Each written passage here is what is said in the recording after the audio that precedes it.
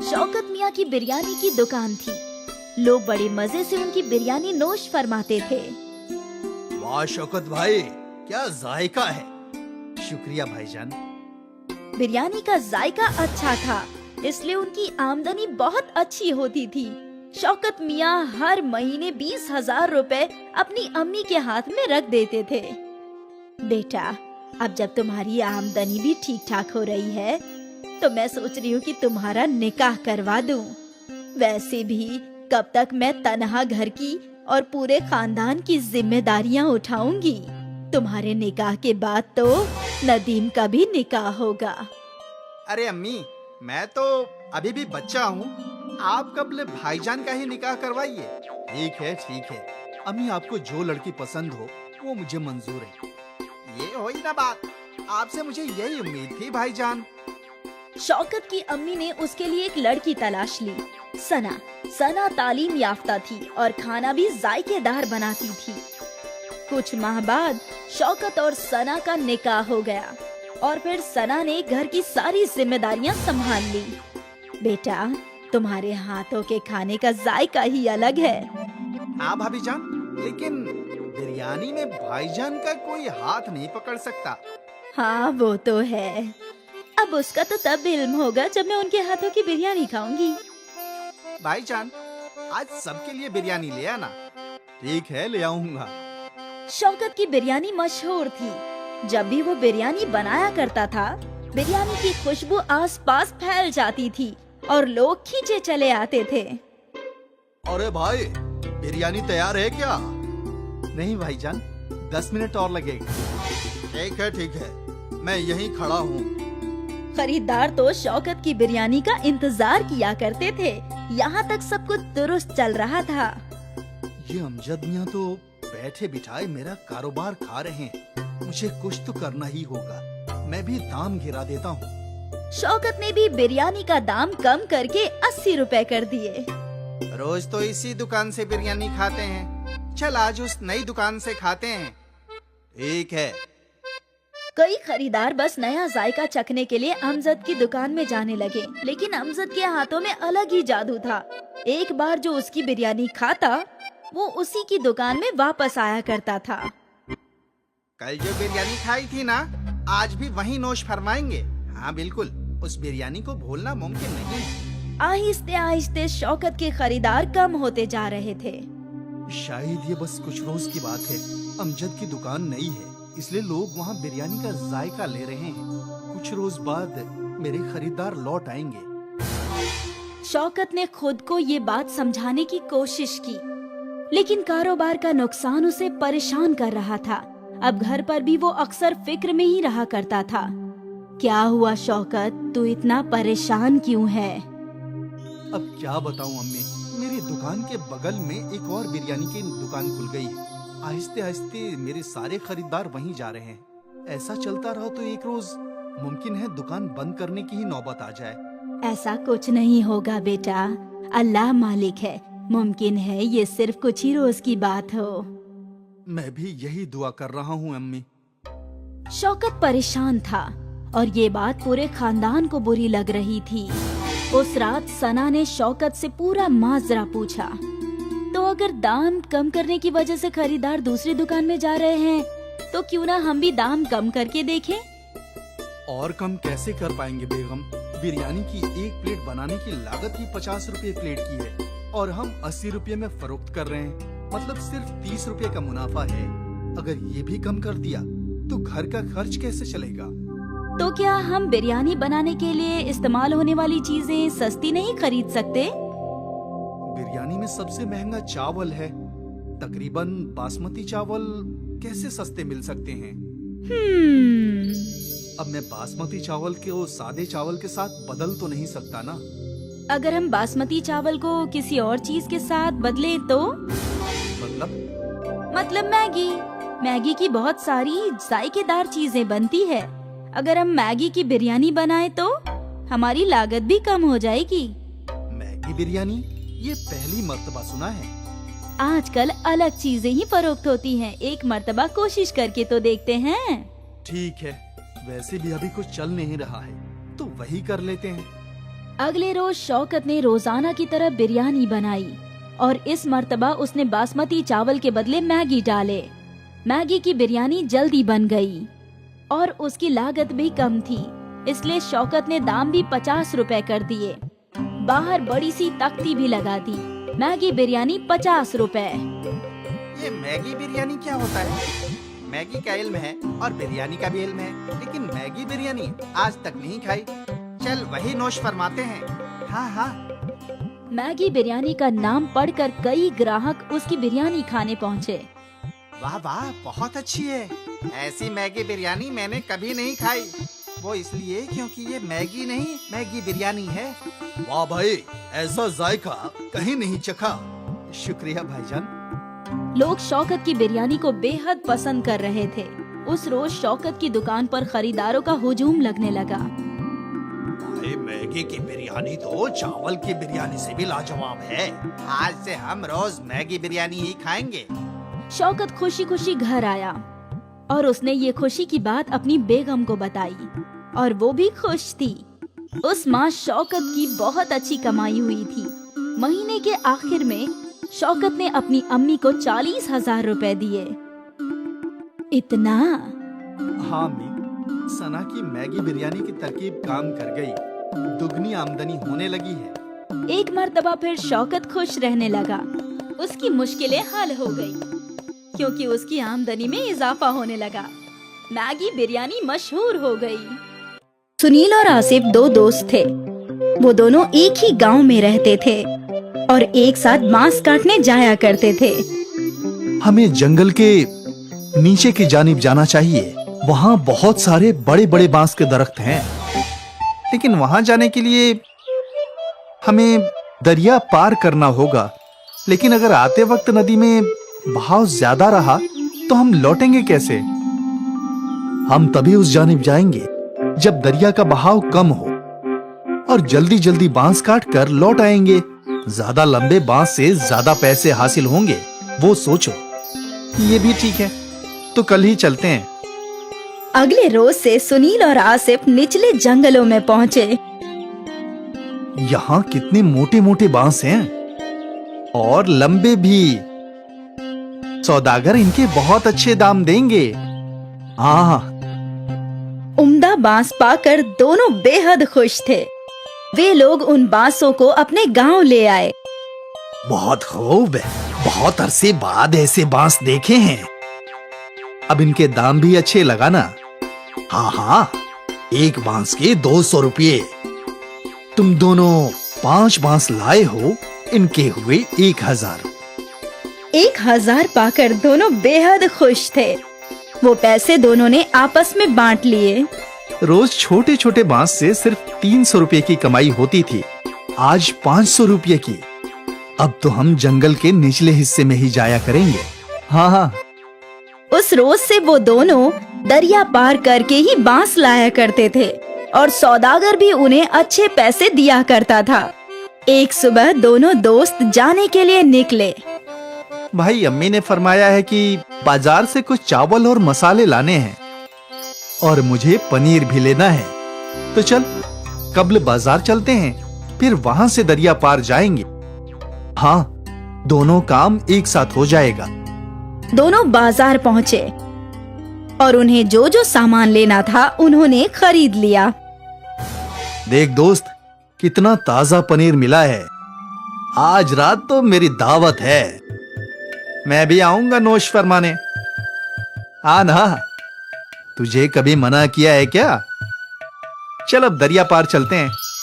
बांस काटकर फरोख्त भी तो करना है। हाँ हाँ।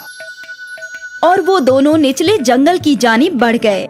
हमेशा की तरह उन दोनों ने दरिया पार किया और फिर जंगल में पहुंच गए और बांस काटने लगे। लेकिन यकायक बारिश शुरू हो गई। हमें घर लौटना चाहिए, दरिया में पानी बढ़ने लगेगा। हाँ, बस ये आखिरी बांस काट लेते हैं। हाँ। बारिश और तेज हो गई। कुछ ही देर में उनका बांस कट गया और वो लोग बांसों को इकट्ठा करके दरिया की जानिब बढ़ने लगे। लेकिन दरिया में तूफान था।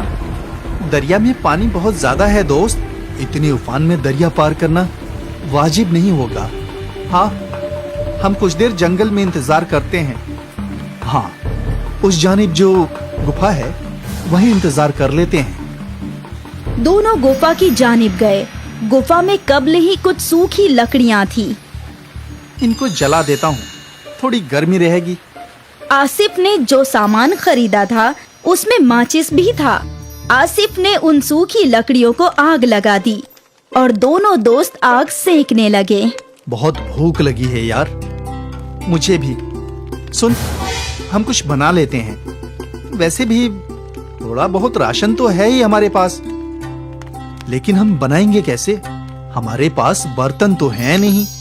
तभी आसिफ का तवज्जो बांस की जानिब गया। हमारे पास बांस तो है, बांस के अंदर खाना पका सकते हैं। कैसे? तुमने बांस बिरयानी नहीं सुनी? नहीं, बांस में बिरयानी भी बनती है, लेकिन हमारे पास गोश्त कहाँ है? गोश्त नहीं है तो क्या हुआ, हमारे पास पनीर तो है। पनीर बिरयानी बना लेते हैं। लेकिन कैसे? तू देखता जा। आसिफ ने 2 बांस के टुकड़े काटे और उसके पास जो चावल थे वो धो दिए। बांस में चावल, मसाले, पानी, नमक और पनीर डाल दिया।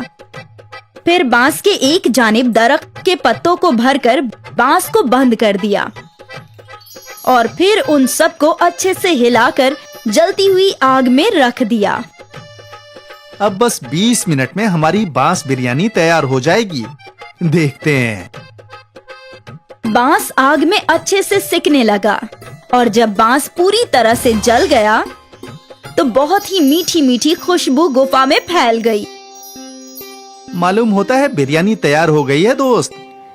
आसिफ ने वो बांस बाहर निकाला और 2 केले के पत्ते लगा दिए और जैसे ही बांस थोड़े ठंडे हुए तो बिरयानी केले के पत्तों पर निकाल ली। दिखने में तो बहुत खूब लग रहा है।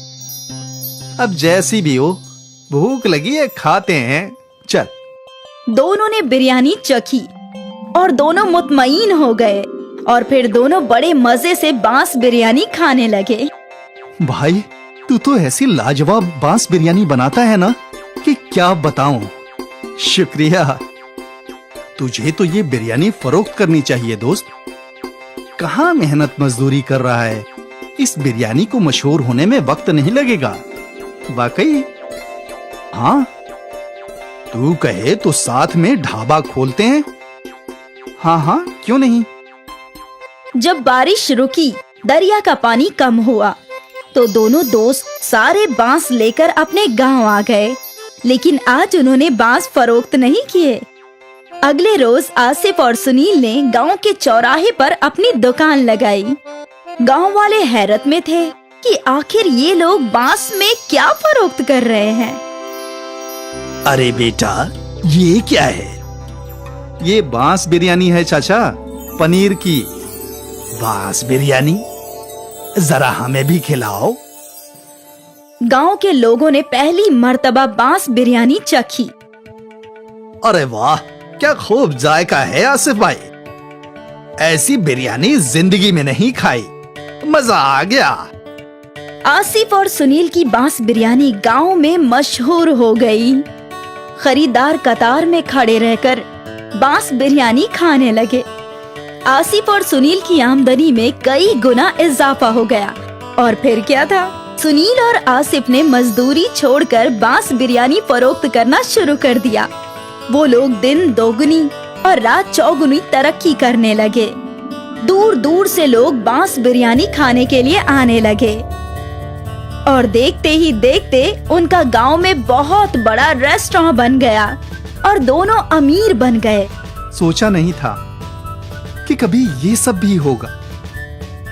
मैंने भी बिल्कुल नहीं सोचा था दोस्त। उस रोज वो बारिश हमारी किस्मत बदलने के लिए आई थी। हाँ, ना उस रोज बारिश आती और ना हम फंसते और ना ही हम कभी बांस बिरयानी बनाते। दोस्त, ये सब कब्ल ही लिखा हुआ था।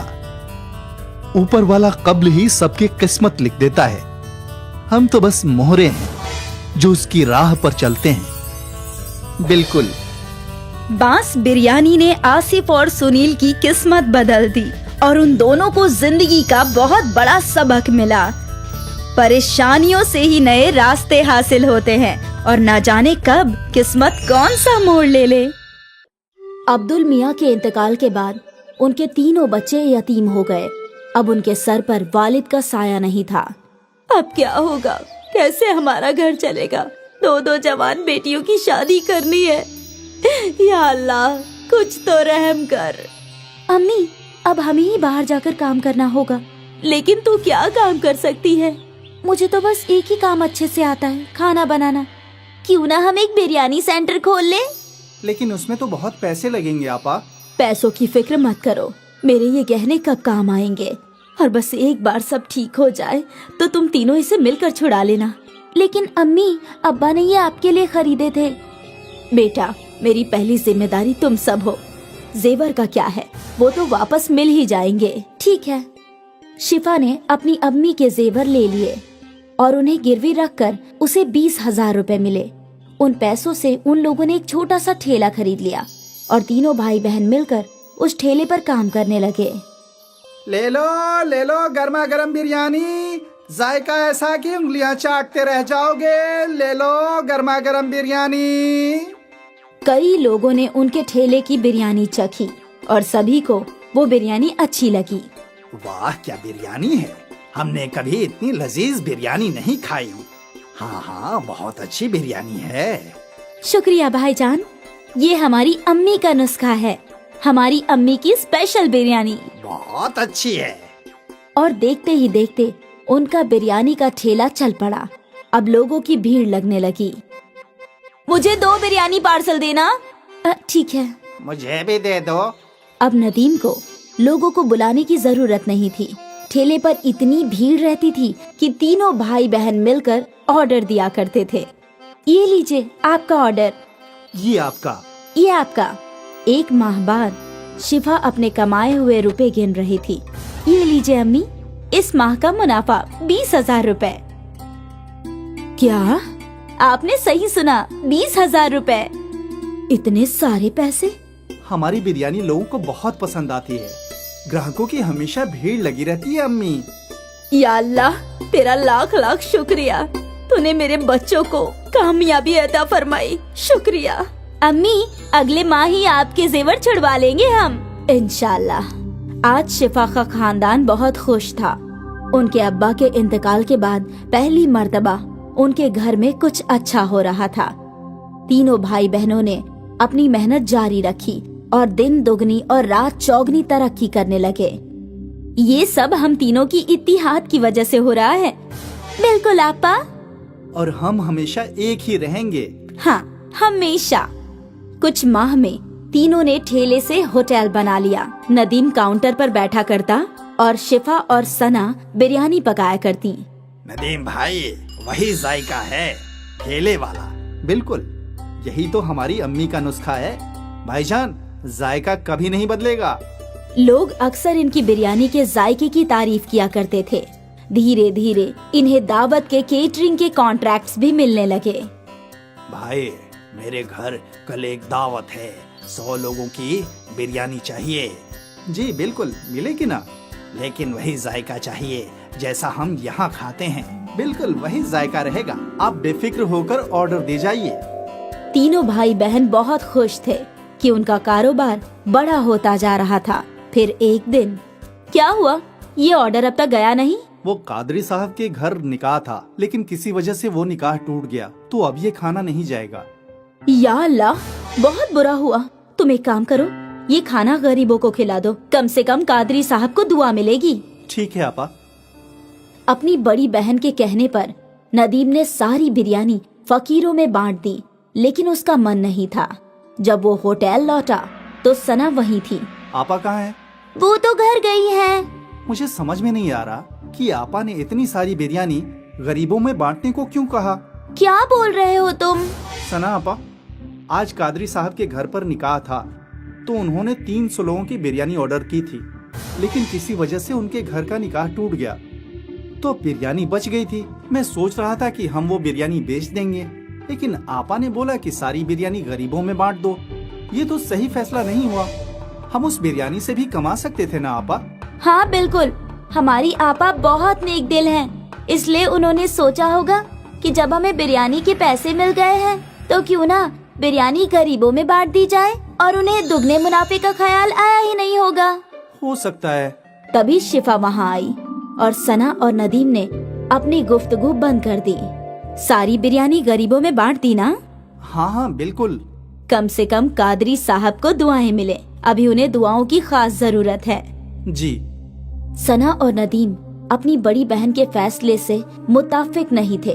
खैर, उनका कारोबार चलता रहा, उन्हें और भी बड़े बड़े ऑर्डर्स मिले, उनका होटल भी अच्छा चल रहा था। फिर कुछ माह बाद एक और ऑर्डर कैंसिल हो गया। नदीम, अंसारी जी का ऑर्डर कैंसिल हो गया है, तुम ये सारी बिरयानी गरीबों में बांट दो। ठीक है आपा। नदीम ने हाँ तो बोल दिया, लेकिन उसका मन नहीं था। बड़ी बहन के घर जाने के बाद सना और नदीम बातें करने लगे। क्या हम ये बिरयानी बेच नहीं सकते? अभी तो रात के 10 बज गए हैं, अब शायद ही ग्राहक आएंगे। एक काम करते हैं, इसे अंदर रख देते हैं, कल पहले यही बिक जाएगा। हाँ हाँ, ये सही होगा। दोनों भाई बहन ने मिलकर वो बिरयानी छुपा दी। अगले दिन उन लोगों ने पहले वही बिरयानी बेची और वो दोनों बेहद खुश थे कि मुनाफा दुगना हो रहा है, और शिफा इस बात से बेखबर थी। फिर क्या था, जब भी कोई ऑर्डर कैंसिल होता, अगले दिन वो बिरयानी सना और नदीम होटल में बेचा करते थे। ये सिलसिला काफी महीनों तक चलता रहा। एक दिन ये बासी बिरयानी एक रेगुलर कस्टमर के प्लेट में आई। नदीम भाई, कुछ तो गड़बड़ है, बिरयानी में वो जायका नहीं है। ऐसा कैसे हो सकता है भाईजान? हम तो हमेशा से वैसे ही बिरयानी बना रहे हैं। ठीक है। धीरे धीरे सारे कस्टमर्स को बिरयानी की गड़बड़ समझ आने लगी और उन्हें वो जायका पसंद नहीं आ रहा था। यकायक उनके होटल में ग्राहक कम हो गए। तभी शिफा सोच में डूब गई। यकायक ऐसा क्या हो गया? हमारे ग्राहक टूट क्यों रहे हैं? ऐसा चलता रहा तो कैसे चलेगा? नदीम को अपनी गलती समझ आई। वो अपनी आपा के सामने रोने लगा। मेरी गलती है, मैंने और सना आपा ने बासी बिरयानी ग्राहकों को खिलाई। क्या? नदीम ने अपनी आपा के सामने सारी गलती कबूल की। ये तूने क्या कर दिया? ज्यादा मुनाफा कमाने के चक्कर में धंधा ही तोड़ दिया। अब हम कैसे ग्राहकों को वापस लाएंगे? हमें माफ कर दीजिए आपा। हमें इल्म नहीं था कि ऐसा कुछ हो जाएगा। तुम्हारे लालच ने सब कुछ बर्बाद कर दिया।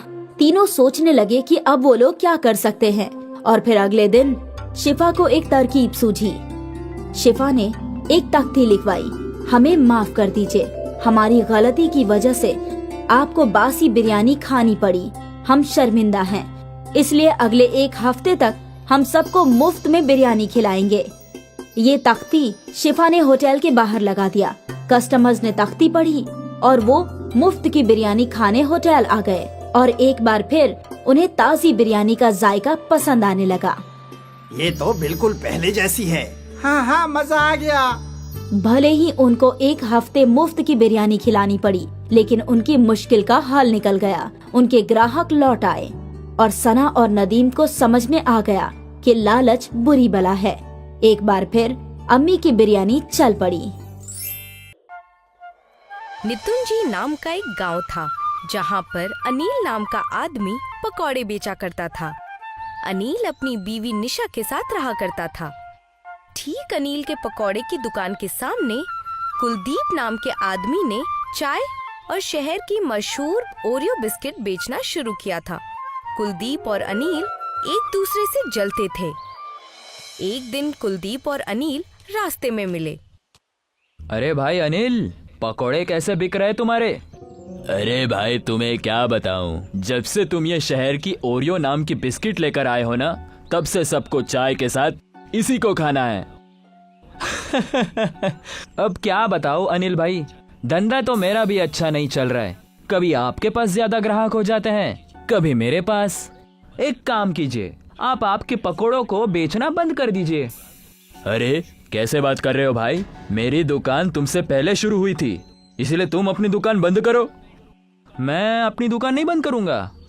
तो फिर मैं भी अपनी दुकान बंद नहीं करूंगा। दोनों एक दूसरे से झगड़ा करके अपनी अपनी दुकान पर चले जाते हैं। और दूसरी ओर जमींदारनी नीतू अपने चेले टीटू को कहती है, टीटू, मुझे एक नया कारोबार खोलना है, बताओ हम क्या कर सकते हैं? मालकिन, आजकल मैंने देखा है कि कस्बे में शहरी पकवान ज्यादा बिक रहे हैं।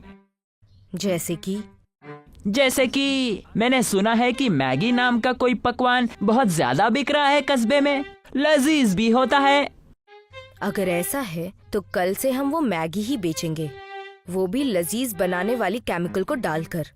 जा टीटू, मैगी का सामान लेकर आ और अपने गुल्लू से, जो दूसरे गांव में दवाई बेचा करता है, से खाने को लजीज बनाने वाली दवा लेकर आ। वाह मालकिन, धंधा खुला नहीं और लोगों को लूटने का रास्ता भी सोच लिया। आप तो सच में बड़ी लालची निकली। चल फुट, जो लाने का है वो लेकर आ, ज्यादा मुंह मत चला। टीटू सामान लेने चला जाता है और शाम तक सारा सामान लेकर आ जाता है। अगली सुबह जमींदारनी गांव में मैगी बेचने लगती है। ले लो मैगी ले लो, ना ओरियो ना पकोड़े, मैगी खा के हम दौड़े, मैगी खाओ ताकतवर हो जाओ। तभी वहाँ से एक औरत गुजरती है और वो मैगी की बात सुनकर रुक जाती है। अरे वाह, मैंने तो सुना है मैगी तो सिर्फ शहर में बिकती है, मगर अब इस गांव में भी बिकेगी मैगी। गांव में मुझे छोड़कर कोई भी मैगी नहीं बनाता। अगर ऐसा है तो लाओ एक प्लेट मैगी खिलाओ। हाँ, अभी खिलाती हूँ। ए टीटू, एक प्लेट मैगी लगा दे। टीटू उस औरत को एक प्लेट मैगी देता है और वो औरत उस मैगी को खाकर बहुत खुश होती है। ये तो बड़ी ही लजीज है, इससे पहले मैंने ऐसा कोई लजीज खाना नहीं खाया है। आज से हर दिन एक प्लेट मैगी जरूर खाऊंगी। मैगी बहुत लजीज थी क्योंकि जमींदारनी उसके अंदर लजीज खाना बनाने वाली दवा डालती थी, मगर इस बात से गांव के लोग अनजान थे। धीरे धीरे गांव के सभी लोग जमींदारनी के मैगी के ठेले पर ही अपना नाश्ता और कई बार खाना भी खाया करते थे। अनिल और कुलदीप के ग्राहक ना के बराबर हो चुके थे, इसलिए एक दिन कुलदीप अनिल के पास जाता है और उससे कहता है, अरे अनिल भाई, आजकल धंधा कितना हो रहा है? अब क्या बताए, धंधा तो ना के बराबर चल रहा है। सब इस जमींदार की मैगी की वजह से हुआ है। अनिल भाई, मुझे लगता है कि हमें एक बार वहां जाकर वो मैगी खानी चाहिए। हाँ, चलो जाकर खाते हैं। अनिल और कुलदीप दोनों ही जमींदारनी के मैगी के दुकान पर जाते हैं। जैसे ही वो पहुंचते हैं, टीटू को मैगी बनाते हुए देखते हैं। टीटू लजीज बनाने वाली दवाई को मैगी में डाल रहा था। टीटू, ये तुम मैगी में क्या डाल रहे हो? ये किस तरह का केमिकल है? अरे भाई, कुछ नहीं है, ये मैगी को लजीज बनाती है। नहीं, मैंने देखा तुम लजीज बनाने वाले दवाई को मैगी में डाल रहे थे। क्या तुम्हें इतना भी नहीं पता कि लोग इसे खाकर बीमार पड़ सकते हैं?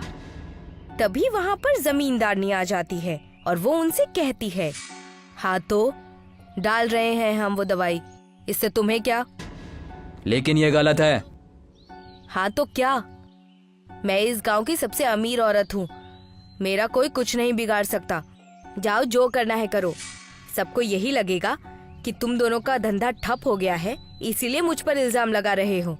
अब जाओ यहाँ से, हमें बहुत काम है। अनिल और कुलदीप वहाँ से चले जाते हैं। वो देखते हैं कि अनिल की दुकान के पास एक साधु खड़ा है। बेटा, खाना खिला दो। बेटा, बड़ी दूर से यात्रा करके आया हूँ, कुछ खिला दो। दूध, पकोड़े, कुछ भी चलेगा। हाँ साधु जी, अभी मैं आपको खाने के लिए पकोड़े देता हूँ। मैं भी आपके लिए दूध और ओरियो लेकर आता हूँ। कुलदीप दूध और ओरियो लेकर आता है और अनिल पकौड़े। साधु अनिल के पकौड़े और कुलदीप के ओरियो बिस्किट को खाकर दूध पी लेता है। बेटा, तुम दोनों का बहुत बहुत शुक्रिया, लेकिन मैंने देखा तुम दोनों मेरे पास आए तभी नाराज थे। क्या बात है बताओ मुझे, मैं तुम्हारी मदद करूंगा। अनिल और कुलदीप नीतू जमींदारनी की सारी बातें साधु को बताते हैं, जिसे सुनकर साधु उनसे कहता है, कोई बात नहीं बेटा, मैं तुम्हें एक ऐसी चीज दूंगा जिससे तुम दोनों जमींदारनी से भी कहीं ज्यादा जायकेदार पकवान बना सकोगे, लेकिन तुम दोनों को एक साथ काम करना होगा। साधु अपने हाथों को आगे करता है और एक मंत्र पढ़ता है। मंत्र पढ़ते ही उनके हाथों में एक जादुई कढ़ाई आ जाती है। वो कढ़ाई वो अनिल को देते हुए उससे कहते हैं, ये कढ़ाई लो, इस कढ़ाई में पानी भी तेल का काम करेगा। इस तेल में तुम दोनों अपने अपने पकवान साथ में मिलाना और साथ में काम करना। बस बढ़ते रहो और अच्छी नियत रखो। जी साधु जी। साधु अपने रास्ते निकल जाते हैं। कुलदीप अनिल को ओरियो देता है और उस कढ़ाई में डालकर तलने लगता है। अनिल उस ओरियो पकौड़े को बाहर निकालता है और दोनों ही उसे खाते हैं। वो ओरियो पकौड़ा बहुत ही लजीज होता है। ये तो सच में लजीज है, इसे तो हमें अभी से बेचना शुरू कर देना चाहिए। अनिल और कुलदीप दोनों ओरियो पकौड़ा बेचना शुरू करते हैं। पकौड़े पकौड़े, ओरियो पकौड़े, इसे खाकर कोई भी पेट पकड़ के ना दौड़े, क्योंकि ये है लजीज और सेहत के लिए अच्छे भी। तो भाई खाओ हमारे पकौड़े। तभी वहाँ से एक आदमी अपना पेट पकड़कर जा रहा था।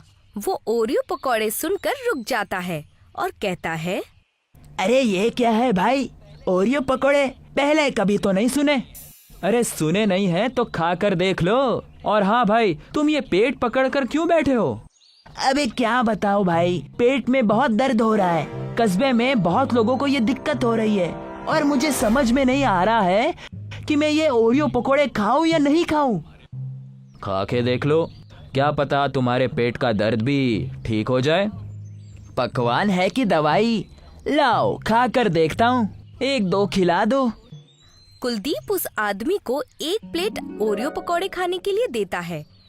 वो आदमी जैसे ही ओरियो पकौड़े खाता है, उसके पेट का दर्द खत्म हो जाता है। अरे वाह, ये तो सच में जादुई ओरियो पकोड़ा है। इसे खाते ही मेरे पेट का दर्द चला गया। लाओ भाई, एक प्लेट और खिला दो। कुलदीप उसको एक प्लेट और देता है। दूसरी ओर गांव में लोग बीमार होने लगते हैं, जिस वजह से सारे लोग अनिल और कुलदीप के ओरियो पकौड़े खाने लगते हैं। धीरे धीरे जमींदारनी की मैगी के ग्राहक ना के बराबर हो जाते हैं, जिससे गुस्सा होकर जमींदारनी टीटू से कहती है, अरे क्या हुआ, इतना अच्छा धंधा चल रहा था, अचानक ग्राहक इतने कम क्यों हो गए? मालकिन, वो हमारी मैगी खाकर लोगों को पेट में दर्द होना शुरू हो गया है। और दूसरी ओर वो अनिल और कुलदीप कोई अजीब पकवान बेच रहे हैं। ओरियो पकोड़े। हाँ, ओरियो पकोड़े बेच रहे हैं, जिसे खाने के बाद सारे लोग ठीक हो रहे हैं। ऐसा कैसे हो सकता है? ये क्या कोई जादुई तरीके से ओरियो पकौड़े बना रहे हैं? जी मालकिन जी, कढ़ाई में वो लोग पकोड़े बना रहे हैं। वो जादुई कढ़ाई है, जिसे एक साधु आशीर्वाद के तौर पर उन्हें भेंट देकर गए थे। उस कढ़ाई में जो भी बनता है वो भी लजीज ही बनता है और बीमारियां ठीक कर देता है। अच्छा, अगर ऐसा है तो वो कढ़ाई मेरे पास होनी चाहिए। जैसे ही रात होगी, हम दोनों जाकर उस कढ़ाई को चुरा लेंगे। पहले सबको धोखा देती थी, अब चोरी भी करने लग गई। चुप कर, जैसा कहती हूँ वैसा कर। जैसे ही रात होती है, रात के अंधेरे में जमींदारनी और टीटू दोनों ही अनिल और कुलदीप के ओरियो पकौड़े की दुकान पर आते हैं। वो दुकान खोलकर उसमें से वो कढ़ाई ढूंढने लगते हैं। कढ़ाई मिल जाती है। जैसे ही जमींदारनी और टीटू कढ़ाई को लेकर दुकान से निकलते हैं, वैसे ही वो देखते हैं कि सामने प्रधान, अनिल, कुलदीप और गांव वालों के साथ खड़े हैं। जमींदारनी, तुम्हारी चोरी पकड़ी गई। प्रधान जी आप? हाँ, मैं जब कस्बे में लोग ज्यादा बीमार पड़ने लग गए थे तब मैं तुम्हारी मैगी की जांच करने आया था। तभी मैंने तुम्हें तुम्हारे कामगार टीटू से बात करते हुए सुना। प्रधान जी, हमने खुद देखा है, ये वो लजीज बनाने वाली दवाई को मैगी में डालते हैं जिस वजह से लोग बीमार पड़ते हैं। प्रधान जी ऐसा कुछ नहीं है। अब इस चोरी से नहीं भाग पाओगी और हमने तुम्हें कढ़ाई चुराते हुए भी देख लिया है। लालच में इतनी अंधी हो गई कि कस्बे वालों की सेहत के साथ भी खिलवाड़ कर बैठी। क्या करोगी इतने पैसों का?